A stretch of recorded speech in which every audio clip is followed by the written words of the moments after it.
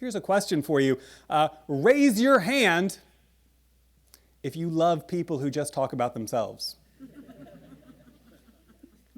No one, right? In fact, think about the most frustrating content you see on social media.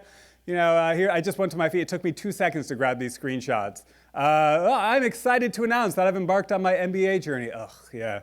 Anytime you see that, I am humbled to be speaking at the Insights conference. That's the typical LinkedIn post. Or someone announcing, oh, yeah, happy birthday to my wife. Like, congratulate, but like, come on, I don't need to see you saying happy birthday to your wife. My favorite is the OMG, I had a plot breakthrough in the shower this morning. Finally, I've been spinning my wheels for weeks. I'm like, really?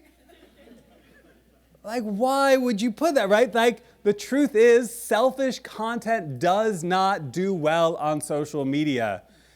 And we have to understand why selfish content doesn't do well. And what it has to do with is it's that social media is a different beast. It's a different animal than the media enterprises a lot of us have been familiar with. You've been working on for maybe years and years and years in PR and marketing and comms. But social media works differently, right? Social media at this point is not the stupid thing the kids do, right? Like, we have to understand that this thing that reaches billions of people is not just a waste of time, right? It's a way of reaching people, but the way that these companies prioritize what content goes out isn't based on what you care about.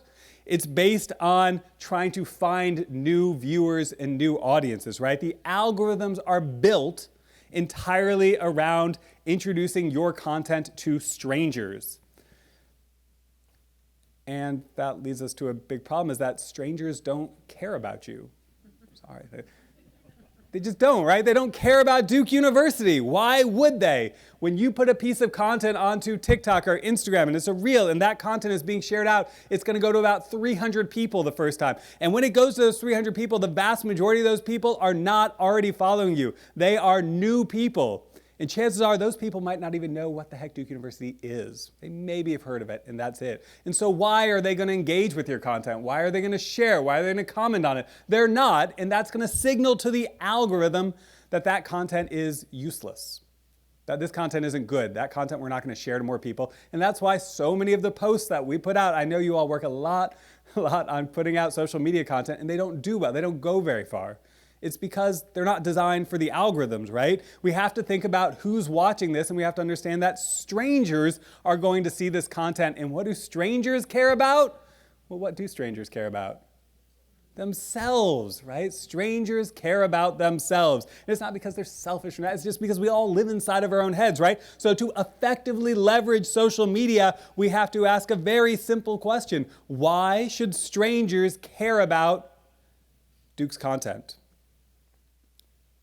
As you create content, as you use these platforms, you got to think, why would a random person who has no affiliation with Duke be interested in seeing this? And the way you do that is you provide value. Good content on social media provides value. If you think about that, well, what type of content provides value? What kind of content do you really enjoy when you're doom scrolling at 1 a.m. when you should be going to sleep, right? Well, it's content that fits in one of these buckets. It's got to be educational or entertaining or aspirational or humorous, something like that that's going to make it inherently valuable to someone who has no idea who you are or why they're seeing this content. Because the content isn't the thing that you provide after someone knows what they're looking for. The content is the thing that you provide to get someone interested to dig deeper. Right? Social media content is the very, very tip top of the funnel. It is not where you educate people about all the incredible work that Duke is doing. It's where you get people interested in Duke in the first place, and that's when they go to your website. That's when they sign up for your newsletter. That's when they do all the things where you can dig into all that very relevant stuff, right? I'm not saying you shouldn't create the selfish content, the content that's about your program or about the university or about that event you're having. But what you want to do is that content is reserved for people who have stood up, raised their hand and said, hey, I'm interested. And you deliver that content to them through the channels that work for that. Social media is about providing value. What's in the content doesn't matter nearly as much as how the content is structured. Structure counts for about 85% of content success. Not 100%, right? The idea still matters, but just think about yourself. How many times have you found yourself watching a video that was about functionally nothing?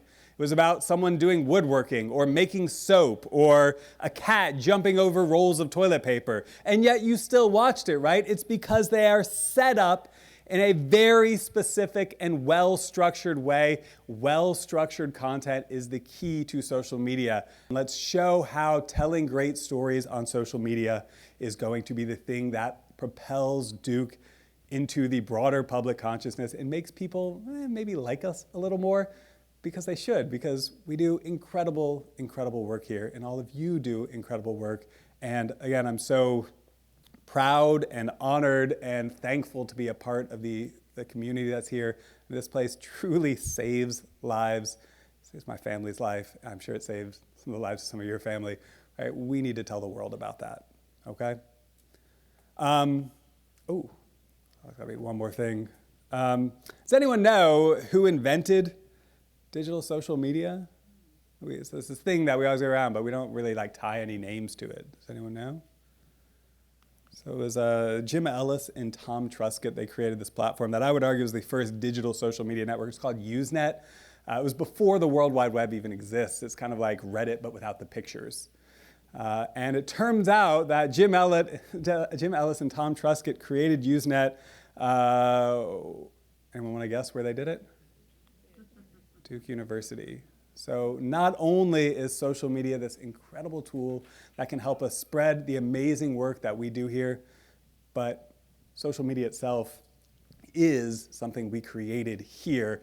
And so I think it's our responsibility, our obligation, and our opportunity to use it to show the world the amazing things we do. So thank you everyone so much.